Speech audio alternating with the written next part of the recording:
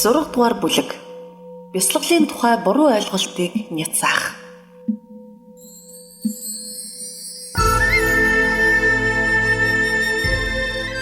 Зарим нэг нь эрхэм зарлиг болон түүний тайлбарын гол утгыг өчүүхэн чухаараагүй улмаас бясалгалын талаар эргэлзээтэй ойлголттой болдог.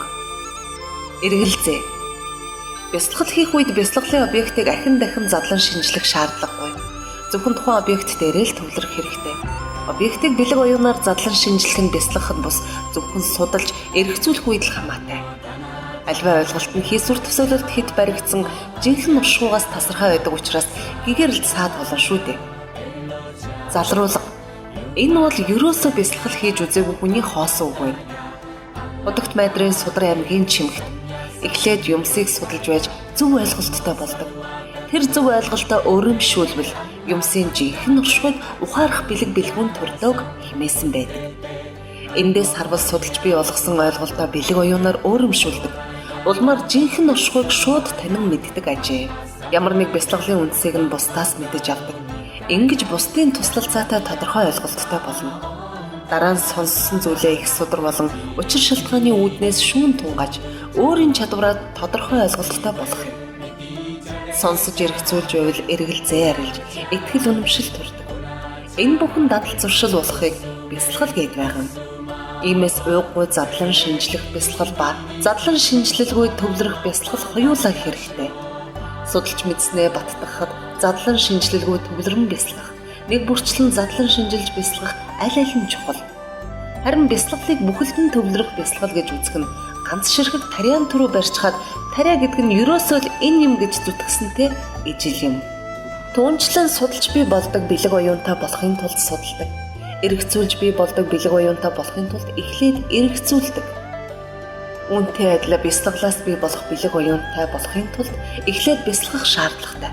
Учир нь тэрхүү бэлэг оюун нь бясалгалаас л үүддэг юм. Бясалгалын объектыг маш тодорхой эргэцүүлж бий болсон ойлголт нь бясалгалаар бий болдог бэлэг оюуны суурь болдог. Тиймээс эргэцүүлэлээс төрсэн бэлэг оюунаас бясалгалын бэлэг оюун төрнө гэд байгаа юм. Хэдий чинээ их судлана, төдий чинээ ихийг мэднэ. Тэр хэрээрээ эргэцүүлэн бодно. Эргэцүүлэл их байх тусам түүнээс бий болдог бэлэг оюун нэмэгдэнэ. Тэр чинээгээр өөрөмшүүлэн бясалгаж, олон гэмээс салж, олон сайн сайхныг төлөвшүүлдэг. Тиймээс бясалгал хийхэд судлах, эргэцүүлэх хоёр хамгаас чухал гэж эрхэм зэрлэг болон түүний тайлбарт өгүүлдэг бизээ. Эсрэг байр суурь. Судалж эргэцүүлэх нь зөвхөн буруу ойлголтоос салах төдий үүрэгтэй болохоор бясалгаад байх хэрэггүй. Бясалгалтай ямар ч холбоогүй. Хариулт. Энэ бол товлсон газраасаа өөр газар морь уралдуулахтай л адил. Тэгэхгүй бол уялдаа холбоо алдагдана. Мөн 3 бэлэг оюун дараалан хөгждөг жантай гэсэн эрхэм зэрлэгийн ерөнхий агуулгаас зөрнө. Улмаар сургаалыг алдалгүй дагахад олон юм судлах шаардлагагүй гэдэг буруу яриаг зөв хэмээн үзэхэд ч хүрч болцшгүй. Судар тантрын ёсыг дагнан маш их судалсан эсвэл их бүтээл огтхонч судлаагүй хоёр хүн одоо л нэг хэрэгжүүлж эхлэе гэхээр бариад авах их баг ямар ч юмгүй байдаг. Бас иймэрхүү буруу бодолтой хүнээс номлол сонсож асууж шалгаахад уйлан цохож үгшэрмэл бодлоосоо ухардаг юм. Судалж эргэцүүлэх бэлэг оюунаар тогтоосныгоо өөрөмшүүлэх нь бясалгал биш боловч түүнийг бясалгал гэхэд буруу нь юу яах юм? Хэрв энэ буруу бол бясалгалын анхны босгыг алхаагүй жирийн хүн хизээж бясалгал хийж чадахгүй гэсэн үг болно. Хүсэлт тэнгэрийн орноос дээд түвшинд ороход түүнд туршиглан бясалгалаас гарсан ухаан төрнө. Үүнээс өөрөөр эгэл хүнд бясалгалын бэлэг оюун шууд төрдөггүй гэж Абхидхар Макошад олон удаа дурдсан байдаг. Бясалгалыг худагт Дахар Макерштигийн төгс чамрын тодорхой тайлбарт тодорхойсноор ойлгох нь зүйтэй. Бясалгал гэдэг бол сэтгэлээ өөрийн эрхээр болгох буюу бясалгаж буй зүйлээ бодитоор хэрэгжүүлэхийг хэлнэ. Жишээлбэл сүсэг бясалгах, инрэл бясалгах гэдэг нь сэтгэл өөрөө тийм мөн чанартай болохыг хэлдэг. Томоохон орчуулагчид энэ үгийг заримдаа дадал болгох үе гэж орчуулсан байдаг. Ер нь бол дадаж хэвших бясалгах хоёр нэг л ойлголт. Тухайлбал майдрын элт ухаарахын чимгийн орчуулгад танин мэдэх ба дадал болгох үе шат хэмээн оноосон байдаг. Удагт майдар ингэж айлджээ. Сэтгэл шуудран ертөнцөөс уйдах нь сэрж танихаас бясалгалд хүрэх нь бодож тунгааж дадаж хэвшүүлж боловсрал ахих шатууд билээ. Майдрын дэх хүлэгний гигантны бясалгалын шат дараалал болон уйггүй бодож, эргэцүүлж, магадлан ойлгох үйл явц гэдгийг тодорхой хэлжээ. Эндээс харвал задлан шинжилэл, төвлөрөх бясалгал хоёрыг харшгиж үзвэл ёстой хөгийн юм болох. Сүсгийг бясалгах, цаглашгүй дөрвөн сайн чанар болон гэгэрэх тэмүүлэл бясалгах, мөнх бусыг бясалгах, зовлон бясалгах гэх мэт ахин дахин задлан шинжлэх учиртай маш олон бясалгал байдаг. Мөн Шантидева Бодхисаттвагийн замнал болон хураангүй заавар журамдаа өөртөө дадал болгохын тулд үүнийг би тойрвлаа хэмээн өгүүлсэн нь зам мөрийн үе шат болон бясалгал болохыг тодорхой харуулж байна. Түүнчлэн Шантидева хотготын хураангүй заавар журамд тиймээс би эд идлэл хураасан буйнаа үргэлж батжуулах, хамгаалах, ариусгах, арвижуулахад хэрэгтэй бүхнийг бясалгаарай гэсэн байдгийг. Энэ нь би эд идлэл сайн чанарын 3 үндсийг тус бүрд нь батжуулах, хамгаалах, ариусгах, арвижуулах нь дөрвөлээл бясалгал гэсэн санаа юм. Тэгэхээр бясалгалыг хит явцсан утгаар ойлгож болохгүй нэ. Альва ойлголт нь төсөөллөөс бий болдог учраас гэгэрэлт саад болдог. Тиймээс тухай бүртэн задлан шинжлэх бясалгал хэрэггүй гэдэг ташаа бодол бол Чан буддизмын хятад багш Хуушаны үзэл баримтлал юм. Үүнийг хожим тайван төлөв ба үлэмж үзлийн бүлэгт няцаах болно. Энэ ташаарл их сударт идэхэд саад болохын сацуу буруу үзэл бий болгодог. Олонх их судрын агуулгыг тухай бүртэн зайлшгүй задлан шинжлэх шаардлагатай. Гэтэл бясалгалын үед задлан шинжлэх хэрэггүй гэж үзэж байна. Иймэрхүү үзэл буддын шашинд оройтхын хэрээр улам дэлгэрдэг. Эсвэл эрхэм зарлиг ба түүний утга санааны томоохон тайлбаруудыг гарын авлага гэж ухаарахгүй. Үүнээс өөр өөдтэй юмд хүргэхгүй. Асуулт. Задлан шинжлэх ба төвлөрөх хоёр төрлийн бясалгалаар зам мөрийг өөрөмшүүлдэг ажээ. Харин задлан шинжлэх ба төвлөрөх бясалгалд юу хамаарах вэ? Хариулт. Багшид сүсэглэх, олоход хэцүү сайн төрөл, маш их утга учиртай мөн үхэл, мөнх бус үүлийн үр, орчлонгийн гимзэн болон гэгэрэх тэмүүлэл хөгжүүлэх нь задлан шинжлэх бясалгалд хамаарна. Эдгээрийг оюун санаагаа дайчлан удаан хугацааны турш бясалгаж гүнзгий ухаарах ёстой. Тэгэхгүй бол үл итгэх зэрэг сөрөг талбуудыг даван туулж гарч чадахгүй. Харин гүнзгий ухаарах хэсэг нь гагцгүй архин дахин задлан шинжилж бясалгахаас шууд шалтгаална. Жишээлбэл сэтгэл татсан зүйлийн сайн талыг хит дүүлгэн түүнийг эзэмдэх асар их хүсэл төрдөг. Мөн дайсныхаа муу талыг үргэлж удаад байвал маш их үзэн яддаг шүү дээ. Тиймээс энэ үед бясалгаж буй зүйлийн тухайн үеийн үзэгдэх байдал тийм ч чухал биш. Харин оюун санаагаа дайчилж удаан хугацаагаар тухайн зүйлд зориулах хэрэгтэй байдаг учраас задлан шинжлэх бясалгал хийдэг юм. Тайван төлөвийн үед сэтгэлээ өөрийн дураар захирч төвлөрдгөө байсан сэтгэлээ нэг зүйл дээр тогтоож сурдаг. Ахин дахин бясалгаад байвал сэтгэлийн тогтворжилт алдагдахгүй болно. Энэ үед нь төвлөрөх бясалгалд орох хэрэгтэй. Харин үүнийг тайван төлөв ба үлэмж үзлийн бүлэгт тодорхой тайлбарлая. Энэ зүй тогтлыг ойлгохгүй байх нь бий. Мэдлэгтэй болохыг хүсвэл задлан шинжлэх бясалгал хэрэгтэй. Харин даяанчид төвлөрөх бясалгал хэрэгтэй гэдэг бол буруу ойлголт. Аль-алинаар нь л бясалгах шаардлагатай. Мэдлэгтэй болохын тулд тайван төлөв болон бусдыг нь ч бясалгана. Даяанч нар ч багшид гүнзгий сүсгэлгийг бясалгах учиртай. Судар, Тантра хоёрын бясалгалын ёсонд ч нэг бүрчлэн задлан шинжлэх аргаар бясалгах хэрэгтэй гэж өгүүлсэн байх нь олонтой. Энэ зарчмаар бясалгахгүй эсвэл нэр төдий бясалгавал сургаалын амин сүнс болох саруул бэлэг оюун хөгжихгүй. Баг зэрэг хөгжлөөч цаашдаа дэвжихгүй. Дээд түвшинд хүртэл ахихгүй. Гэгэрх сургаалын эцсийн зорилго нь юмс үзэгдэл хийгээд түүний мөн чанарыг тэр чигт нь алдаагүй ялгаж салгах бэлэг оюун юм. Тиймээс л бэлэг оюунаар бүхнийг ухаарна гэж хотогт майтар хэлжээ. Бясалгасан сургаалаа мартах нь ихсэж, санах нь багасж, мөн авах гээх ухаанд ордвол яах аргагүй төөрсний шинж. Харин эрхэм 3 эрдний сайн чанаруудыг сайтар ойлгвол итгэл бишрэл маш их нэмэгддэг. Түүнээс гадна орчлонгийн гмийг эргэцүүлэн тунгаавал хүлээснээс ангижрах сэтгэл шулуутна. Орчлонд дургутаж, нирваны сайн талыг олон өнцгөөс харж туйлын зорилгоон болгодог. Гэгэрх тэмүүлэл болон 6 төгс чанарын гайхамшигыг олонтаа шүүн тунгааснаар эргэлт буцалтгүй итгэж биширдэг. Цаашлбал урам зориг орж эдвэх зүтгэлж ориглоно. Ер нь энэ бүхэн задлан шинжлэх бэлэг оюунаар эрхэм зарилгын утгыг ухаарахтай нэгт холбоотой. Тиймээс ухаан сэхээтэй хэн боловч энэ журмыг дагахаас өөр замгүй гэдгийг мэдж авах нь чухал. Бясалгалын арга барил сайн мэдэхгүйгээс зарим нь ингэж ярьдаг. Эргэлзээ. Задлан шинжлэх бясалгал хэтэрхий их хэвэл сэтгэл нэг зэг төвлөрөхөд саад болно. Тиймээс сэтгэлээ төвлөрүүлэх бясалгал тогтвортой хөгжихгүй. Залруулга. Урд нь сэтгэлээ нэг зэгт төвлөрүүлэх чадвар эзэмшээгүй, шинээр хөгжүүлэх гэж байж олон зүйл задлан шинжилвэл мэдээж бүтэхгүй. Тиймээс уг чадварыг эзэмшлээ тохиромжтойг нь буюу төвлөрөх бясалгал хийн гэвэл санал нэг байна.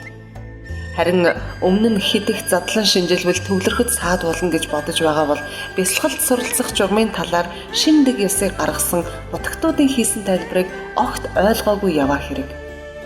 Үүнээс тохирох жишээ авъя. Уран дархан алт мөнгийг ахин дахин галт хайлуулж олон дахин усаар угаавал элдв холц хогноос нь салгадаг. Мөн уян зөөлөн чулгадаг.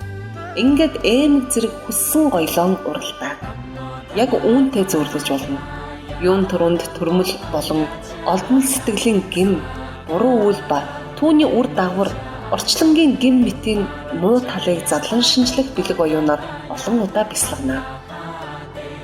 Ингэснээр сэтгэл эмзэглэж тэдгээрээс зугтаад.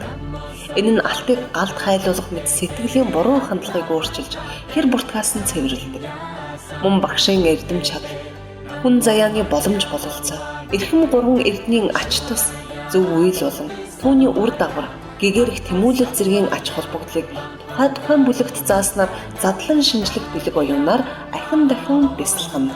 Ингэвэл сэтгэл дэвтэж сүсэг соёолдог. Энэ нь алтыг усаар угаахтай адилхан. Улмаар сэтгэл зөв хандлагатай баяр хөөртэй болж сайн чанарт сэтгэл дэвтдэг.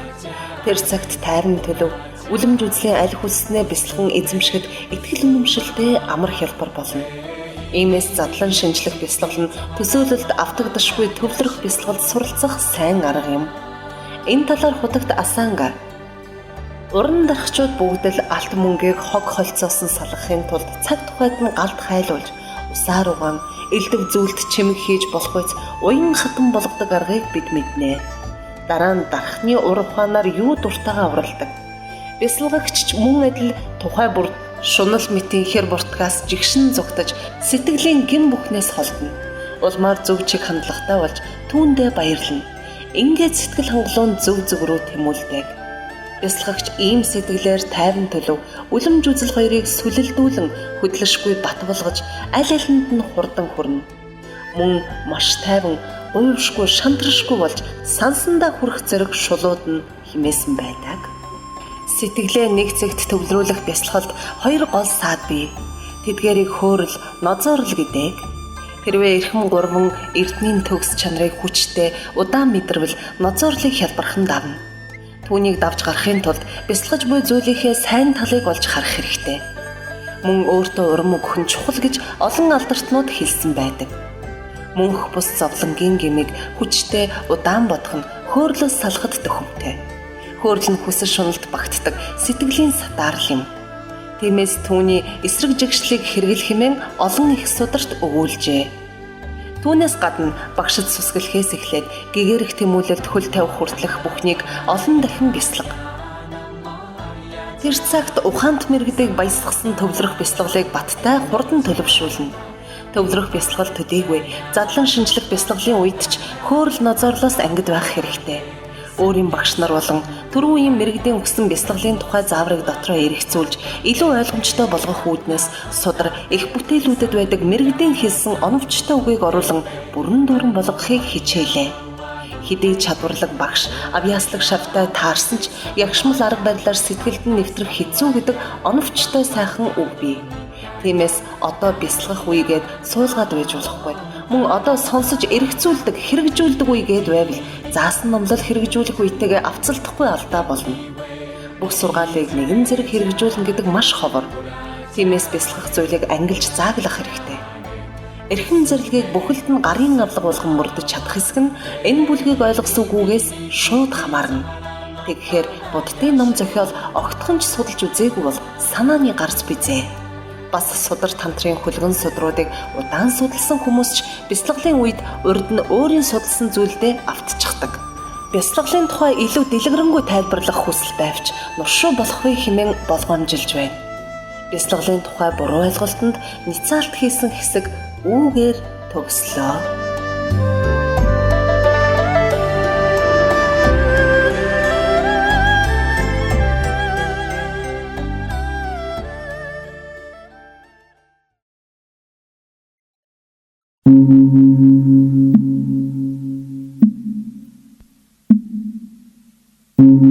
Долдугаар бүлэг. Завшаан боломж бүхий хүн заяа.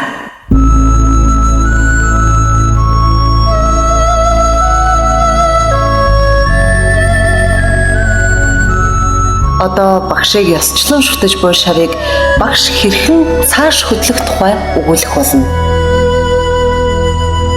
Багшийг ёсчлон шүтсэн шав хэрхэн суралцах тухай. Энэ нь хоёр хэсэгтэй. Нэгдүгээрт завшаан боломж бүхий хүн заяаны тухай сануулах. Хоёрт завшаан боломж бүхий хүн заяаны хэргийг гаргах. 1. Завшаан боломж бүхий хүн заяаны тухай сануулах. Завшаан боломж бүхий хүн заяаны тухай сануулах нь завшаан боломж бүхий хүн заяаг тодорхойлох, утга учирыг нь эргэцүүлэх, олдоход бэрх болох тухай бодох гэсэн 3 хэсгээс бүрдэнэ.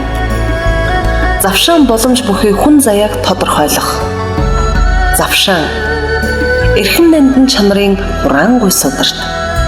Сохор дүлийн адуусны завшаангүй 8 төрлийг сургаалаар төвчиж 8 завшааныг олно хэмээсэн байна. Энд үүснээр золгүй 8 төрлөөс салбал завшаантай болох ажээ. Харин золгүй 8 төрлийг нагарч унаа амддаа илгээсэн загталтаа ингэж тодорхойлжээ.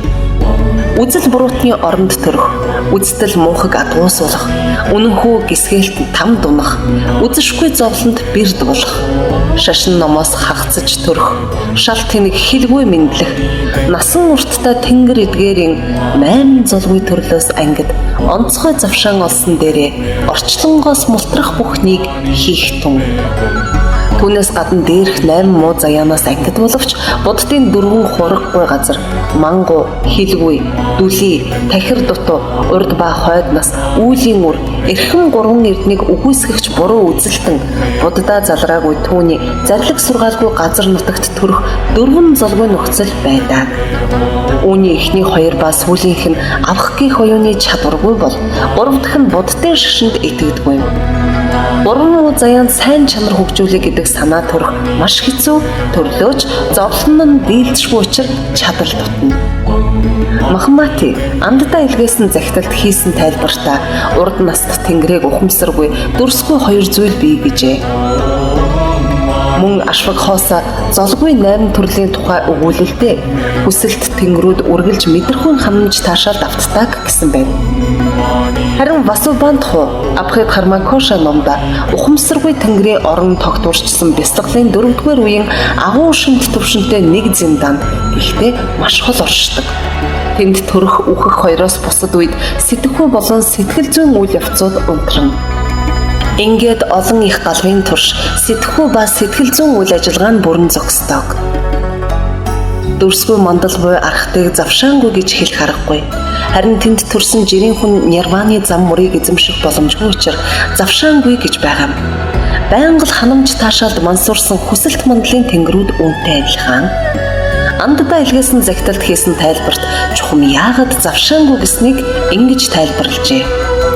Энэхүү 8 төрөлд зөв дадлах хөгжүүлэх чөлөө зав байхгүй учраас завшаангүй юм гэж өгүүлсэн байдаг. Боломж. Өөрөө бүрдүүлэх боломж. Өөрөө бүрдүүлэх 5 боломж байх бөгөөд Шарвавагийн төвшин сударт бурхан шашинтай төв оронд бүхий эрхтэн нь эрүүл бүтнээр түмэн завшаанд хүн болж төрөөд түүтгэрт хилэнцээс холуур тойроод төгс гэгэрэлд үнэнхүү сүсэглээд төгөлдөр ёс зүг баримтлан замнах хэмээсэн байдаг. Үүний бурхан шашинтай орон гэдэг нь буддын 4 зүйл сахилтай хурагтай газар нутаг гэсэн үг юм. Эрхтэн нь эрүүлэн, мангу, хилгүй биш нүд чих мэт үндсэн болон туслах эрхтнүүд бүрэн бүтэн байхыг хэлж байгаа юм. Хилэнцээс холуур тойроод гэдэг нь засшгүй алдаа гаргаагүй, түүнд бусдыг өдөөн хатгаагүй гэсэн санаа. Төгс гэгэрэлд үнэнхүү сүсэглээд гэдэг нь юрийн болон юр бусын сайн чанар хөгжүүлэх ёс зүйд итгэхийг хэлнэ. Харин төгөлдөр ёс зүйн Буддын 3 аймаг савын эрдэм мэдлэгийг илэрхийлж байгаа юм. Энэ 5 хувь хүн үүлийнхээ үрээр бүрдүүлдэг үлэмж чухал нөхцөл болно. Тиймээс өөрөө бүрдүүлэх боломж гэдэг. Бусдыг бүрдүүлэх боломж. Бусдын бүрдүүлдэг 5 боломж нь Буддаа заларсан эрэм байх, буянт номлол нь түгж байх, Бурхны шашин оршин байх, бусдаараа түүнийг биширч байх, бусдыг инэрхүй үндэслэж байх. Буддаа заларсан эрн нь тоошгүй 3 галавт эрхэм чанар цогцлуулан гэгэрлийн зүрхэнд хүрсэн буюу төгс гэгэрсэн Буддаа оршин буйг хэлнэ. Буянт номлол нь түгж байх гэдэг нь Буддаа болон түүний шавнар номлол зааж буй гэсэн үг. Бурхны шашин оршин байх нь төгс гэгэрсэн Буддаа үлдэгдэлгүй нирванд орох хүртлээр үнэмлэхүй үнний гэгээн номлолоо таниусны үндсэн дээр Буддын шашин дороотойгүй гэсэн санаа. Бусдаараа түүнийг биширч байх гэдэг нь түүний номлолыг ойлгочихсон хүмүүс бусдад гэгээн номлолыг эзэмших чадвар байна гэж үзээд өөрийн мэдснээ тэдний хэр хэмжээнд нь нийцүүлэн зааж дагуулахыг хэлнэ. Бусдыг инэрхүйн үндэслэж байх гэдэг бол өглөг хайрлагч болон өгөөмөр сэтгэлтнүүд хувирган хувцс зэргийг өгөхийг хэлж байгаа юм. Энэ 5 нь бусдаас шалтгаалдаг гол нөхцөл болдог. Тиймээс бусдын бүрдүүлэх боломж гэдэг. Шарвагагийн төвшин номд өгүүлсэн бусдын бүрдүүлэх боломжуудын 4 нь өнөө үед бүрддэхгүй л болов уу? Харин гэгээн номлол ба гэгээн номлолыг заагчид байгаа болохоор номлол оршин байж түүнийг дагагчид гарч ирнэ. Тиймээс зохих нөхцлүүд байна гэж үзэж болох юм. Завшаан боломж бүхий хүн заяаны ач холбогдол. Үрдийн амгалан жаргалан олох сайн чанар эзэмшхийн оронд өнөө маргаашийн жаргал хайж зовлонгоос зайлан зүгтхийг адгуусч чадна. Харин сайн заяанд төрчхөөд амьдралд ингэж хандвал адгууснаас юуны ялгаа? Чандрагомины шавьтай илгээсэн захидалд ангал жалганаас азар гарч хаад атга өвс өмхөх гэж шунаад ахиад хавцал руу нисэх тугалтай амьд явахын тулд амьдрах яг адилхан хэмээсэн билээ.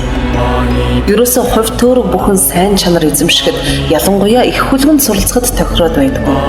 Гагцхүү өмнө дурдсан бүх боломж бүрдсэн байх зайлшгүй шаардлага бий.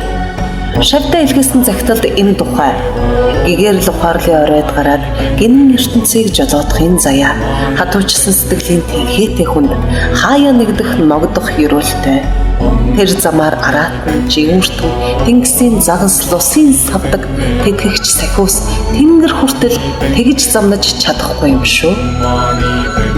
Мөн хевлээд орохыг хэмээх сударт хүн болж төрөөд зовлон идэлдэгч гэлээ сайн заяа юм хойно хідэн сая галан хайгаад ч олно гэдэг хэцүү. Тэр бүхэл тэнгэрүүд өгч буй нэгэнтээ сайн заяанд төрөх болтугай гэсэн ерөөл хэлдэг. Тэр сайн заяа нь хүний төрөл юм шүү дээ гэх зэргээр өгүүлжээ. Энд өгүүлдэг тэнгэрүүд ч хүн болж төрхийг хүсэж мөрөөддөг ажээ. Мөн урд насандаа хүн явахдаа сургаал судалсан авьяастай хүсэлт мандлын тэнгэрүүд хоосон чанарыг ухаарах боломжтой байдаг. Гэхдээ хүсэлт тэнгэрийн биеэр ертөнцөөс хэтийдсэн мөрийг олохгүй. Өмнө нь хүсэлт мандлын тэнгэр золгүй заяанд багтдаг гэдгийг хэлсэн. Тиймээс гэгэрлийн анхан шатны төвшөнд хүрэхэд хүний төрөл хамгийн зохимжтой юм. Буддаа руу твийнхэн хэдий хүн боловч ёс зүйн чанар төлөвшдөггүй, харин бусад 3 твийнхэнд энэ чанар төлөвшдөг. Тэр дундаа замб твийн хүн үүнд илүү тохиромжтой. Тиймээс энэ талаар олон талаас нь ахин дахин бяцлаг. Ийм сайхан заяагаа би дэмий үрж болно гэж юу? Үүнийг утга учиргүй өнгөрөөвөл өөрийгөө хуурсантай адил. Түүнээс илүү тэнэглэл гэж хаа байх вэ? Би муу заяаны аимшигтай урт замыг туулсаар сая л нэг саллаа. Энэ боломжийг алдвал дахин муу заяанд төрнө. Тэгвэл ухаан санаагаан гэж ховсдуулан эргүүдсэнтэй адилхан.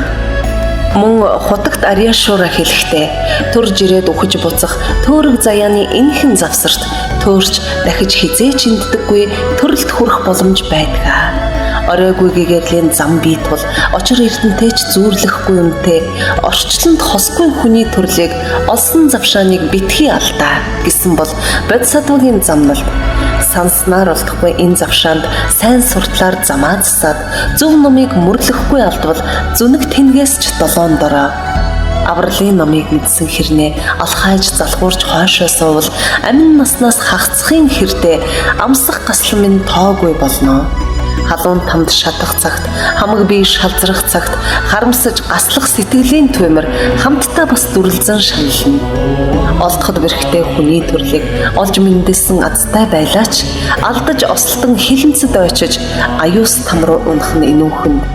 Адын ховсонд эргүүцсэн ч юм шиг, алигаа алдан самуурсан ч юм шиг алмаарч мандран бодлоод яваага альнаас хинээс асуултаач билээ хэмээсэн билээ. Домбо завшаан боломж бүхий хүн болж төрснө бодож явдгуу гэж Жанавагаас асуужээ. Тэгэхэд Жанава ганц бодож явдаг юм шүү дээ гэд өөрөө гэгэрэх боломжтой дээрээ өрсөж хэрвээ амжихгүй юм бол өмхий тамд очсон хойно өргүүлж хинээр татуулах билээ хэмээн бяцлаглынхаа өмнө байн гуйшдаг төв үзэлд орохын тайлбар номын дээр хэсгээс хэлж өгчээ. Сайн заяанаас хитэ бодсон ч ач холбогдолтой юм. Мөн ойрын зорилгоо биелүүлж өндөр язгуурт төрөх хөрөн хураах найз нөхдөдтэй явахын үндэс болсон өгөөмөр чанар ёс суртахуун төсвөр төвчээр болон бусад чанарыг хүн хялбархан эзэмшнэ. Мөн бүхний бодолцох хэрэгтэй. Бас доорх маягаар бодоод үз. Хойд наснда дээд язгуурт төрөх нирванд хүрэх хоёуланд нь тустай хүн заяаг алинд ч үгүй өдөр хоног аргацаан өнгөрөөвөл эрдэнсийн арлаас ар хоосон буцахтай адил. Тэгвэл дараа төрөлдөө 8 завшаан 10 боломж бүрдсэн хүн заяанд дахин төрөхгүй учраас жаргал үзэхгүй зовлон л үргэлжлэнэ. Ингэж тэнэгтэж болно гэж юу?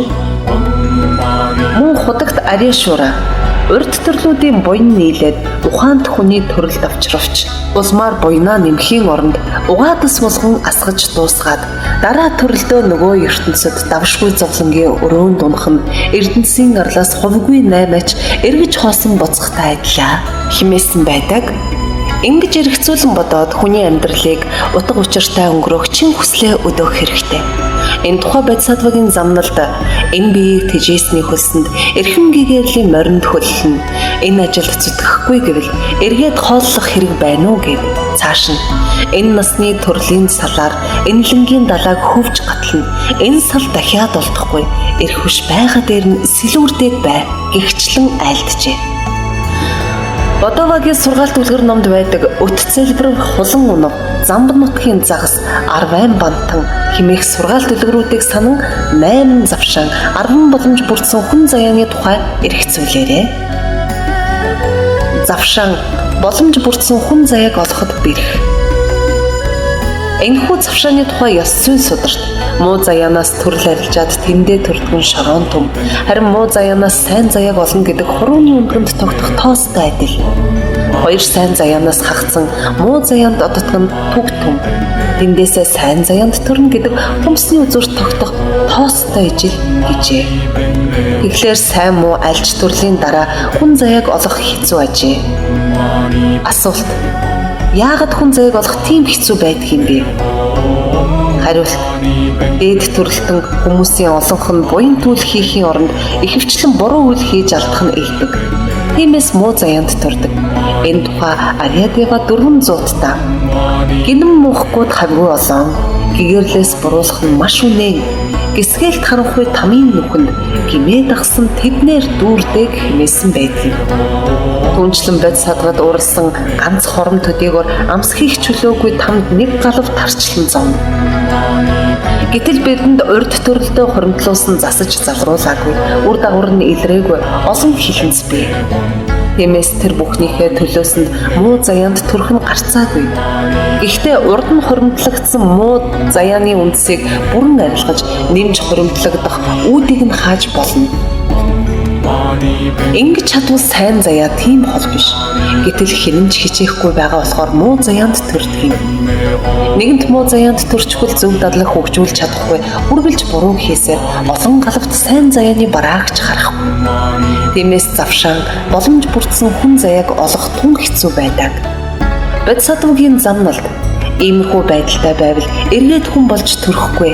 Нэгэнт хүний төрлөөс хагацвал нэмэгдэх юм хилэнцлүүлнэ.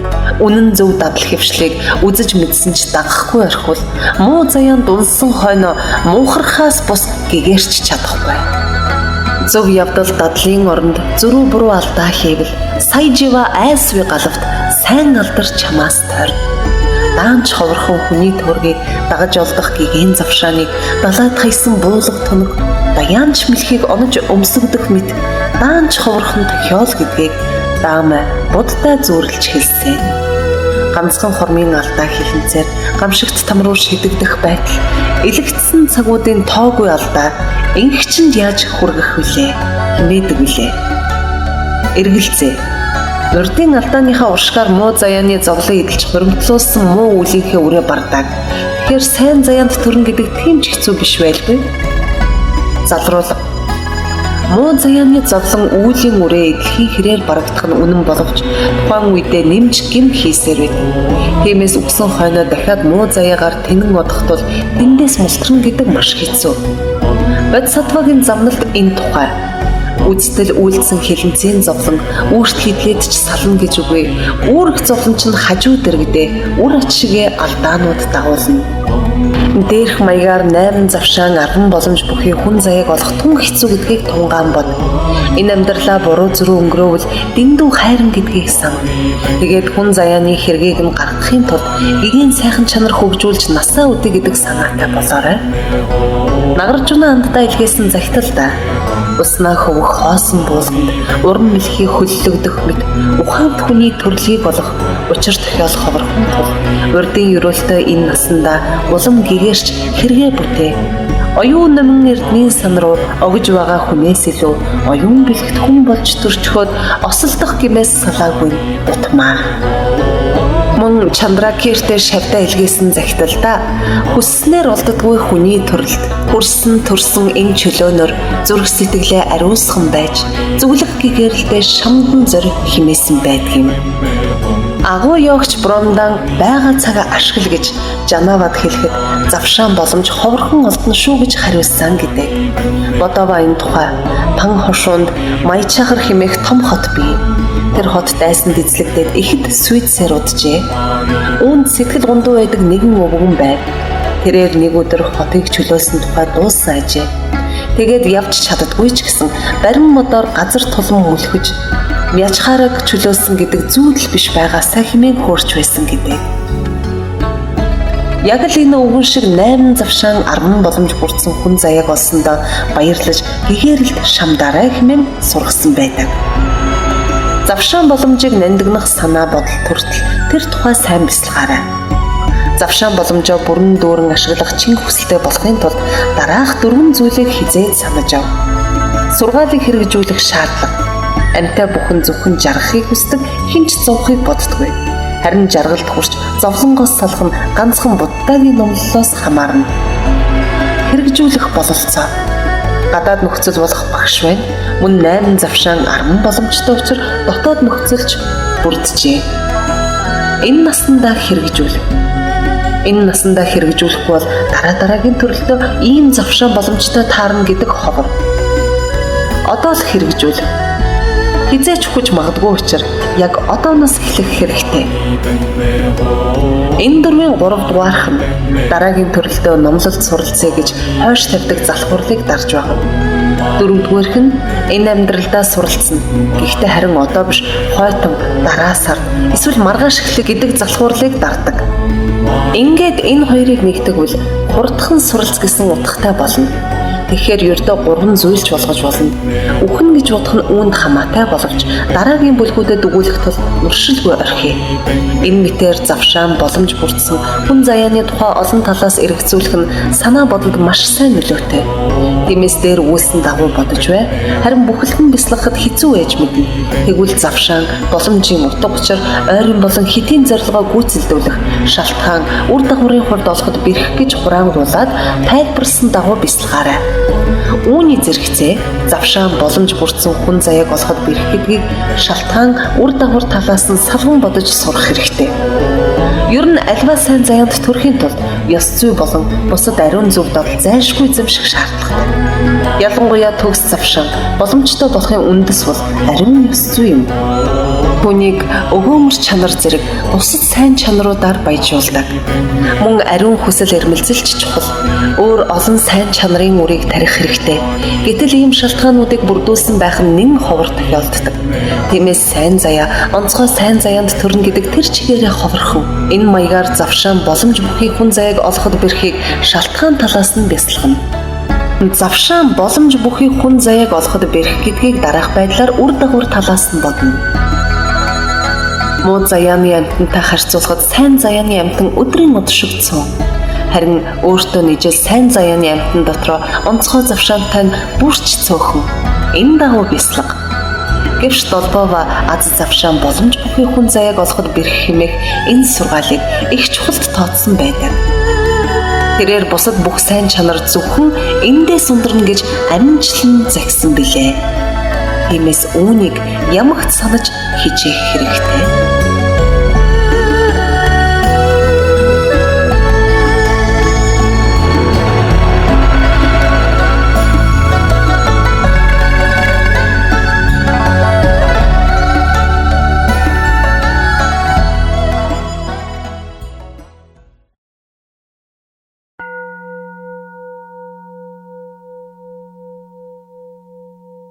Наймдугаар бүлэг. Хүний 3 хэв шинж.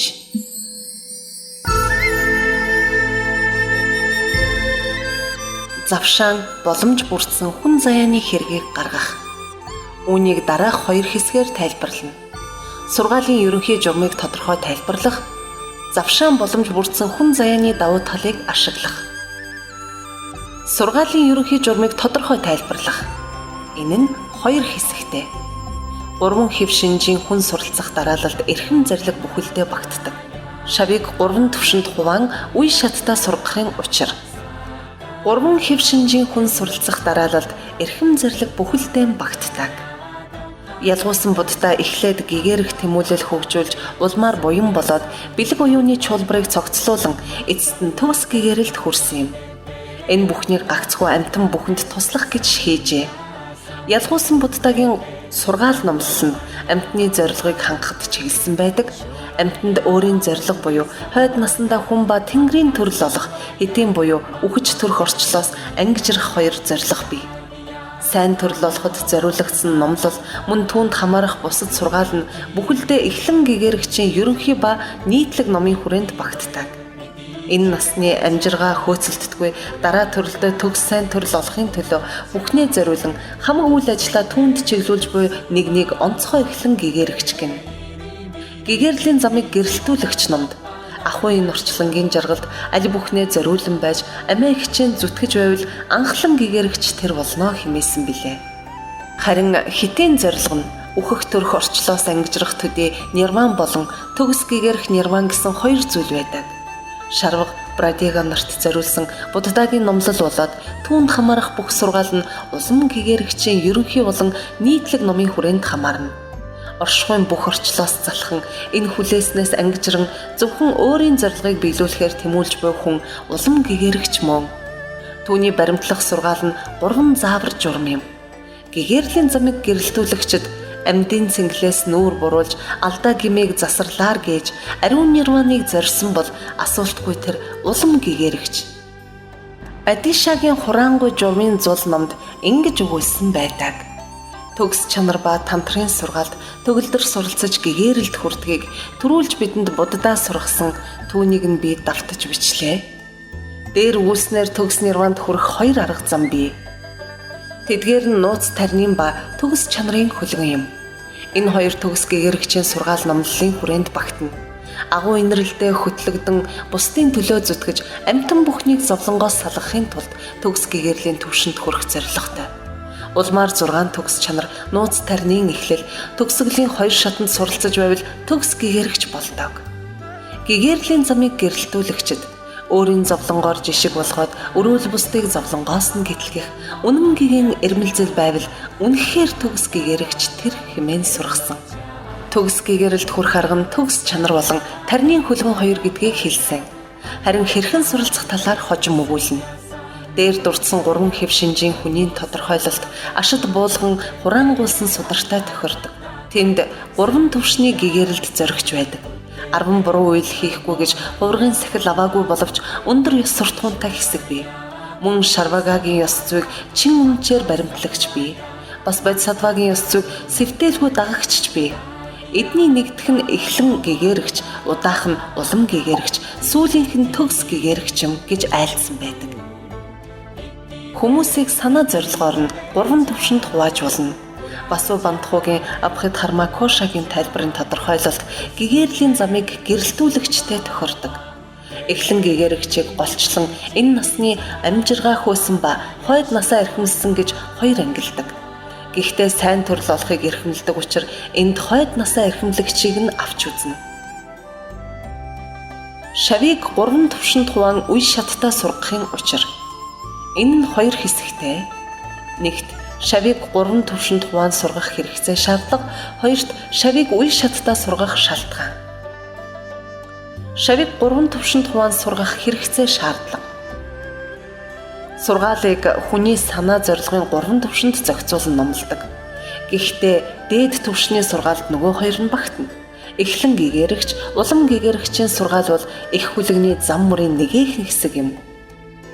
Ашвагхошагийн гэгэрэх тэмүүлэл хөгжихгүй номд амь тасалж худлаа ярихгүй, амьтны юмыг хулгайлж зөөхгүй, өгөөмөр зан, өөжөө сэтгэл, өксөх төрөлтний зан суртаад, орчлон таньж зовлонгоос үйдэж, онцгойрч гэгэрэх сургаалыг бясалгаж, үүлийн үр сэтгэлийн гэмээс салах нь үнэн хүү нирванд хүрэх сургаал.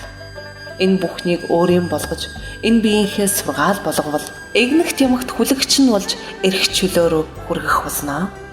Альва ертөнцийн хоосныг ухааруулж, амьтныг инрэх сэтгэл үерлүүлэх ариун буддагийн арга замууд нь агуу нирванд хүргэх замналаа хэмээсэн билээ.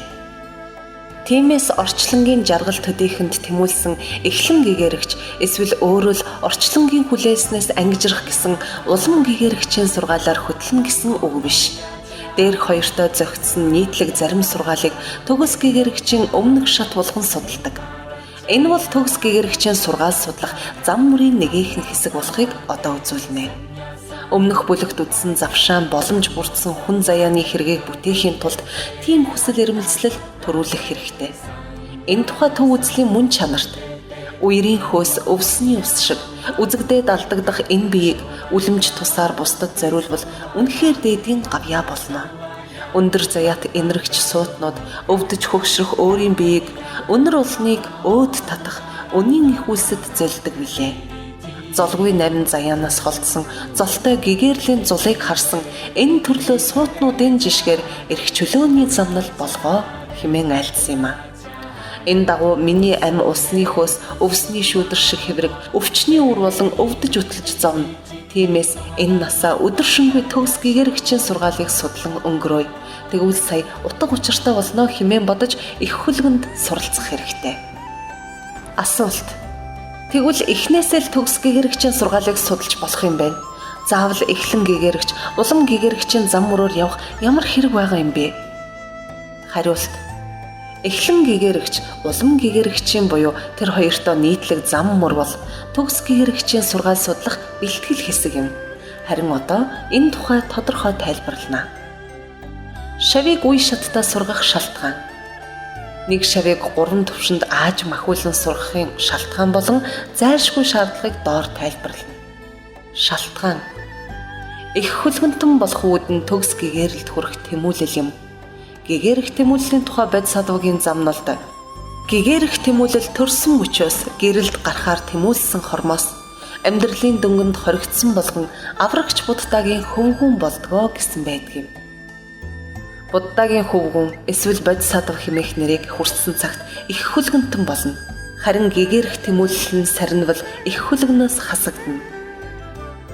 Тиймээс их хөлгөнтөн болёо гэвэл гэгэрэх тэмүүлэл хөгжүүлэхийг зүйл бүрээр хичээ.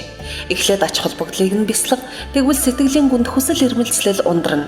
Мөн 7 үйт зан үйлийг аврал эрэхтэй хамттан хийх хэрэгтэй. Энэ бол гэгэрэх тэмүүлэл хөгжүүлэх дарааллыг тайлбарсан Бодхисаттвагийн замнал хураангүй заавар журам зэрэг гайхамшигт зохиолуудын заавар юм.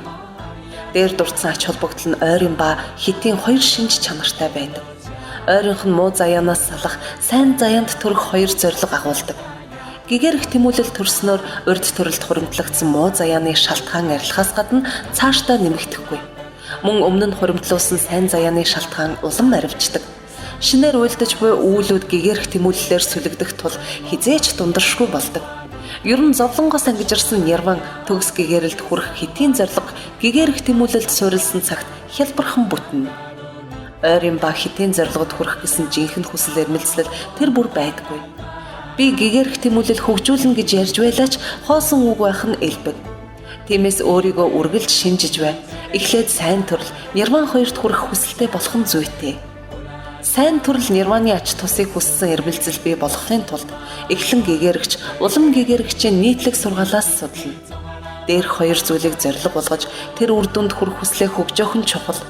Үүний тулд гэгэрх тэмүүллийн үндэс болох агуу хайр инэрлийг хөгжүүлэх учиртай. Харин юуны түрүүнд өөрөө энэ орчлонд өчүүхэн жаргалгүй зовж зүдэрч яваагаа бодно. Бүр биеийнхээ шар ус бостол энэ талаар бодох хэрэгтэй. Тэгвэл өөхөх төрхийн орчлонд эргэлдэн өчүүхэнч жаргалгүй зовлонд дарагдан зүдэрч яваа бусад амьтныг өрөвдөн шаналлах сэтгэл төрдөг. Энэ тухай Бодхисаттвагийн замналд өнөр ертөнцийн алив амьтанд өөрийгөө ядаж аврахын хүсэл төөрсөн зүудэнд ч төрөөгүйсэн бол төрлөختнийг аврах гэж хаанаас бодох вэ гэж тэмдэглэсэн байдаг юм. Тиймээс эхлэн гэгэрэгчийн төвшөнд өөрөө муу заяанд төрвөл зовно гэдгийг эргцүүлэн боддог. Улам гэгэрэгчийн төвшөнд сайн төрөл олсон ч амарлангуйн жаргал эдлэхгүй зовно гэдгийг эргцүүлнэ. Ингээд садан төрөл болсон бусад амьтдыг өөртөө зүйрлэн бясалгаж агуу хайр инрэл соёолуулна. Эндээс л гэгэрх тэмүүлэл боловсрдог.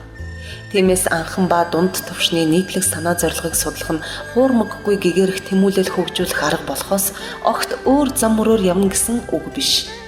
Эдгээр шатанд аврал ирж үүлийн үрийн тухай бодож сандаг. Улмаар зөв дадал төлөвшүүлж буруугаас сална. Энэ бүхэн гэгэрх тэмүүлэл хөгжих хөрс болдог. Мөн гэгэрх тэмүүлэл төлөвшүүлэх арга болдог 7 үйт зан үйлээр өөрийгөө ариусгадаг. Тиймээс дээр өгүүлсэн бүхнийг гэгэрх тэмүүлэл хөгжүүлэх арга гэж ойлгох нь зүйтэй. Анхан болон дунд шатны сургаал номлолууд нь энгүй гэгэрх тэмүүлэл төлөвшүүлэх нэг арга гэдгийг багш сайтар ойлгуулж шавж баттай мэдэх хэрэгтэй. Тэгэхгүй бол дээд төвшний номлол ба бусад номлолын уялдаа алдагдана. Дээд төвшний зам мурд орох хүртэл гэгэрх тэмүүллийн талаар цэгцтэй зөв ойлголттой болохгүй бол гэгэрх тэмүүлэл эзэмшгэд саад болно. Ингээд их хэрэг бүтэхгүй гэдгийг байнга санаж яваарай. Доод дунд төвшөнд суралцах сургаалыг дээд төвшний зам мурд суралцах үед заасан дагуу сайтар эзэмшин хуурмаггүй гэгэрх тэмүүлэл өөртөө бий болго. Тэрхүү гэгэрх тэмүүллээ тууштай болгохын тулд урдаар онцгой аврал эрхийн сацуу ерөөлийн зан үйлийг гүйцэтгэн гэгэрх тэмүүллийн сургаалд хичээнгүйлэн суралцаарай. Дараа нь Бодхисаттвагийн үйл хэрэг болох 6 төгс чанар 4 хураангуй зэрэгт суралцсан эзэмшихийг хичээ. Чин сэтгэлээсээ энэ зам мөрөөр замнах хүсэл төрвөл гэгэрх тэмүүлэл эзэмших ариун сахил авах хэрэгтэй. Ингээд сахилаа зөрчиж үндсэн алдаа гаргахгүй төлөө амиараа дэнчин тавь. Их баг ямар ч алдаа гаргахгүйг хичээ. Хэрвээ алдаа гаргавал урд бүлэгт өгүүлсэн ёсоор тухай бүртэн засаж залруулна. Цаашдаа 6 төгс чанарт суралцна. Ялангуяа сэтгэлээ хүссэн зөв дадалдаа төвлөрүүлэх тайван төлөвийн мөн чанартай сэтгэл төвлөрүүлэх бясалгалд сайтар суралцсан. Харин гэгэрлийн замыг гэрэлтүүлэгчид онцгой танин мэдхүйтэй болохын тулд тайван төлөвт суралцдаг гэсэн нь жишээ болгосон л хэрэг шүү. Бусад зорилгоор жишээ нь үлэмж үзэлд хүрэхэд мөн л тайван төлөвт суралцдаг гэж Адиша хэлсэн байдаг. Тиймээс үлэмж үзэлтэй болохын тулд тайван төлөвийг эзэмших хэрэгтэй. Дараа нь биеийг баримтлах хоёр хэлбэрийн зэрэглээг арилгахын тулд гүн ухааны бие үгүй хоосон чанарын үзлийг лавшруулан судлана. Улмаар түүнийг зөв аргаар бясалган суралцаж оюун санааны хэмжээнд үлэмж үзлийг эзэмшдэг юм. Тиймээс гэгэрлийн замыг гэрэлтүүлэгчид гэгэрх тэмүүллийн сахил сахих нь ёс зүйн заавар журам юм. Харин тайван төлөв ба үлэмж үзэл түүнд хамаарахгүй. Тайван төлөвт сэтгэлийн заавар журмаар хүрнэ.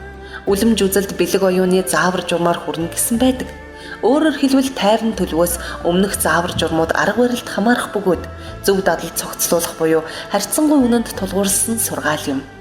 Энэ бол агуу их үйл хэргийн нэг шат. Харин бэлэг оюуны онцгой 3 заавар журам нь оюун санаанд хамаарна. Бэлэг оюун цогцлуулах буюу туйлын үнэнд тулгуурсан сургаал нь гүн үзэл санааны сургаалын нэгэн хэсэг билээ. Тиймээс энэ бүхний эренб дараалал өвөрмөц онцлогийг нь мэддэг байх хэрэгтэй. Арга барилыг бэлэг оюунаар сүлэхгүй бол гэгэрэлд хүрэхгүй гэдгийг сайн тогтоож ав. Энэ зарчмаар хүний сар болсон Буддагийн оюун санааны хөвгүүд эрхэм төгс чанарын далаагаар элен халин нисэж төгс гэгэрлийн төвшөнд хүрдээ. Тэдний нэг жигүүр нь арга барилын хувийг агуулсан харьцангуй үнэн. Нөгөө нь бодит ахуйн мөн чанар буюу биеийг баримтлах хоёр хэлбэрийг үнэхээр ойлгосон туйлын үнэн байдаг. Хэрвээ сургаалын ганцхан талыг нь баримтлал өрөөс нь далавч нь хугарсан шувуу шиг огт нисэж чадахгүй. Энэ тухай Чандракиртигийн төв үзэлд орохын номд харьцангуй хийгээд туйлын үнний харьшгүй жигүүр дэлгэж дэвсээр хамаг амьтныг буддаа дагуулад хамаг төгсийн чамдад хүргэнэ гэж айлдсан байдаг. Эхлээд судрын зам мөрөөр өөрийгөө хөгжүүлнэ. Дараа нь нууц тантрын зам мөрийг судлах нь гарцаагүй. Тантрын зам мөр төгс чанарын хоёр чуулбарыг хормхон зур цогцлуулдаг.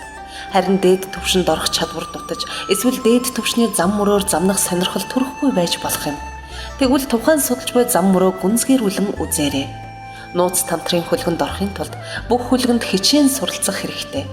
Тэр дундаа нууц тантрын сургаал хамгаас чухал гэж үздэг. Тантрын ёсонд эхнээс нь багш шавийн барилдлагыг ёсчлон дагах болно.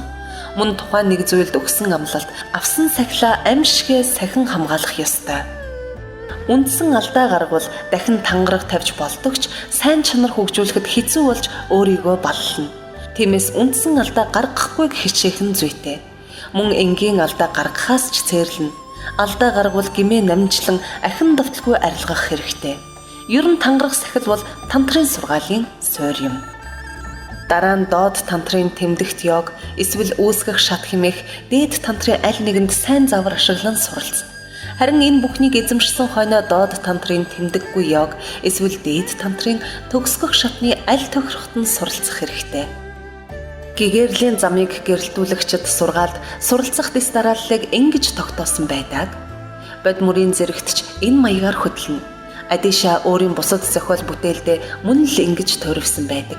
Тэрээр их хүлэгний сургаалыг эзэмших арга барилын хураангуйда сэтгэл багтамгүй оройн дээд сэхэрл гэгэрэлд хүрнэ гэвэл санаа сэтгэлээ баттаа өгсөн сайн тэмүүлэл өөртөө үүсэг. Эртийн ерөөл завшаан буралдаж энэ биеийг эндээс оллоо. Эргээд хүн болоход бэрх тул эрхэм сургаалыг дагснаар хожино. Мөн торонд суугаа хоригдол ялтан торхийг чөлөөг анаж олвоос толгой хандсан тэрл зүгтээ тонилж зүгтх нь мэдээж билээ. Амилдаг, үхдэг энэ орчлоос арилж мултрах чөлөө байхад анаж түүнийг алвхийн олооч алмаарч саадалгүй орчлонгоос сулраач. Түүнчлэн аврал үлдэж журмаа дээдэлж альваад гэгэрэх тэмүүлэл гуйж ариун бодисодын самварыг сахиж аштын 6 чанарыг мөрдөж алгуур буцалтгүй аль чадлаараа аажим дээшил гэгэрлийн замаар арга барил сэцэн ухааны үндэс нь болсон тайван төлөв үлэмж үзэлд таарах йогийг бяслаг гихчлэн сургадаг. Мөн сэтгэл төвлөрлийн бүлэгтээ Адишагийн өгүүлсэн нь буй. Асрал инэрлээс урган соёолсон агуй гэгэрэх тэмүүллийн торд ахуйн цэнгэл амьдын жаргалд авталгүй орхиод баяртай гिचх. Ачид багшаа бурхан буддаатай адил зэрэгт дээдлэн шүтээ. Авралын хур сүсгийн эрдмийг адилхан чамд хүртээсэн шүү дээ. Заасан номыг нь баттай мөрд замнал болгож ягштал даг. Замбуйлангаас дээшилж бурханд нэвтрэх зам мөрчин тэр болноо. Оюун мах бодороо давхар андгаалж оюут багшийнхаа зааснаар гэгээрч би их хэл сэтгэлээрээ ариудвал бэлгийн сав оюунтан тэр шүү. Бясалган гэгэрх шат бүхэндээ баримттай төрөх төгс чанаруудыг эрдэмт цогцлон төвлөр болго. Энэ бол тантрын журам ёс. Хэрэгцээ. Асуулт. Анхдагч дунд төвшний сургаал номлол бол төгс гэгэрхчийн бэлтгэл. Дээд төвшний сургаалын нэг хэсэг юм байна. Тэгэхээр заавал эхлэн гэгэрхч, улам гэгэрхч буюу нийтлэг гэсэн тодорхойлолт юунд хэрэгтэй юм бэ? Хариулт. 3 төвшөнд ялган сургах 2 том хэрэгцээ бий. Нэгдүгээрт анхдагч дунд төвшний хэмжээнд өөрийгөө хөгжүүлээгүй атлаа дээд төвшөнд хүрсэн гэж боддог хэрэглийг дарна. Мөн төгс гэгэрэгч, улам гэгэрэгч, эхлэн гэгэрэгчийн оюуны чадал чансааны хувьд ч ихээхэн тустай байдаг. Тиймээс зааж буй багш дээд түвшний өндөр язгуур ба нирваны үзэл санааг заалаа гэд буруудахгүй. Харин сайн чанарууд хөгжинэ. Багахан санаа зоригтой нэгэн дээд түвшнөөс эхлэн судалсан ч дээд түвшний санаа зориг төлөвшөхгүй. Доод түвшин галгасан учраас алимтчгүй хоцорно. Дээд түвшний санаа бодолд ойр хүнд нийтлэг сургаал заахад өмнө байсан чанарууд нь сэргдэг. Урд нь хөгжөөгүй байсан зарим чанар хурдан төлөвшнө. Ингэж усан нэмэгддэг. Улмаар бүр дээд түвшинд хөтлөн оруулж болдог учраас өөрийн түвшнөөсөө буурахгүй. 2 дугаарт ухааных нь хэр хэмжээгээр шат дараатай хөгжүүлэх хэрэгцээний тухай Хараныг эзэмшигчийн асуултанд сударт тодорхой өгүүлдэг. Тэнд Эрдэнэсийн чулууг чулуун өнгөлөгч ямар дарааллаар өнгөлж засан оёл чимэглэл болгодогтой жишин тодорхой тайлбарласан нь бий. Гэхдээ хэд нуршихгүй үднэс үүнийг орхив. Худагт нагарч унаа сайн төрөл ба нирваныг эрхэмлэх үзлийг Дистаратаа судлах тухай ийм өгүүлжээ. Эхлээд төрлөө ахиулахад суралц, эрх чөлөөнд дараа нэрмэлц, энэ мэтийн эренбээр явбал эрх хүш гэгэрэлд зөвөр хүрнэ. Худагт асаанга шаттараатай суралцах тухай өгүүлэхдээ бод садав нар сайн чанарыг эренб дараатай хөгжүүлэхийг чухалчилдаг. Тэд оюуныг чадвар багтаа нэгэнд эхэндээ хялбар номлол заадаг. Хялбархан заавар журмаар хөтэлдэг. Тэгээд оюуны чадвар нь дунд төвшөнд хүрвэл тэр хэрийн номлол заана. Мөн дунд хэргийн заавар журмаар удирдан дунд төвшөнд хүргэдэг. Хэрвээ оюуны чадвар нь нэмэгдсэн гэж үзвэл гүнзгий номлол зааж эхэлдэг. Мөн нарийн заавар журмаар удирдан чиглүүлж дээд төвшөнд хүргэдэг юм. Ингэж аажмаар амьтанд тусалдаг. Мөн худагт Ариадева хураангүй сургаалын зул зохиолдоо эхлээд төгс чанарын сургаалыг өөрийн болгож байж тантрын сургаалыг судлах дараалттайг нотлон өгүүлсэн байдаг. Түүнийг товчхон байдлаар ийм өгүүлжээ. Эхэлж сүжиг төрхөөс эхлээд эренб дараагаар өөдөө өгсөж гişхүүр дамжих мэт ахин ихсаар гэгэрэлд хүрэхийг буддаа айлдсан. Мөн түүний 400-д зам мөрийн дарааллыг тодорхой тайлбарладаг. Өөтөө буруу дадлууд эхлээд өөрөөс чинь зайлж цэвэрших болно. Өөрийгөө хайрлахын хүлээс дараа нь өвчтөө задарн чөлөөтэй болно. Хамгийн сүүлд буруу үзэл хаягдаж чамаас гээгдэн гэдгийг харж таньвал ухаантан мөн харьцуулж мэдвэл эрдэмтэн мөн. Түүнчлэн худагт майдар будах бүсийг эхлээд угаах шиг будангуугаас чөлөөлж өөмөр болгоод хомголцох сэтгэлийг нь ариун болгоод хоосон чанарыг сая бясалгуул гих зэргээр айлдсан байдаг.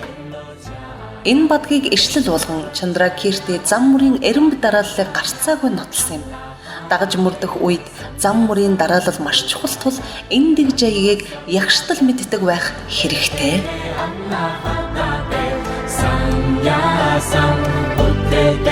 Namo Hariya Awa Mukete Shivaya